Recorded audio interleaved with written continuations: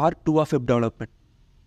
Part 1ல பார்த்தீங்கன்னா நம்ம HTML, CSS அண்ட் JavaScript பற்றி பார்த்துருப்போம். ஸோ அது மட்டுமா ஃப்ரண்ட் எண்ட் கேட்டிங்கன்னா அது மட்டும் இல்லை. ஸோ இப்போ பார்க்க போகிறதா ஃப்ரண்ட் எண்டு. இதில் தான் வந்து ஃப்ரேம்ஒர்க்ஸ் அண்ட் லைப்ரரிஸ் பற்றி பார்க்க போகிறோம். ஃப்ரேம்ஒர்க்னா லைப்ரரினா என்ன பார்த்தீங்கன்னா, ஸோ ரெண்டுமே ஒன்றே தான். ஸோ ஏற்கனவே யாரோ வந்து எழுதி வச்சுருப்பாங்க அந்த கோடை. ஸோ அந்த கோடை வந்து நம்ம ஈஸியாக வந்து கால் பண்ணி யூஸ் பண்ணலாம். ஸோ காமன் டாஸ்க்கை வந்து ரெடியூஸ் பண்ண, டைம் ரெடியூஸ் பண்ண தான் இந்த ஃப்ரேம்ஒர்க் அண்ட் லைப்ரரி எடுத்துகிட்டு வந்தாங்க. ஃப்ரேம்ஒர்க்கில் பார்த்தீங்கன்னா ஆங்குலர் அண்ட் வியூ இருக்குது. ஆங்குலர் வந்து டைப்ஸ்கிரிப்ட் பேஸ் பண்ணி எழுதுறது, developed by Google. But Vue.js வந்து கம்யூனிட்டி வந்து டெவலப் பண்ணாங்க. அதாவது ஆங்குலரை இன்ஸ்பைர் பண்ணி நம்மளே மாதிரி டெவலப்பர்ஸ்லாம் சேர்ந்து பண்ணுறது தான் இந்த Vue.js. லைப்ரரியில் பார்த்தீங்கன்னா நம்ம வந்து React.js இருக்குது. இப்போ கரண்ட் ட்ரெண்டில் இருக்கிற ஜாப் மார்க்கெட்டில் ரியாக்டுக்கு தான் வந்து அதிக ஜாப் ஆப்பர்ச்சுனிட்டி இருக்குது.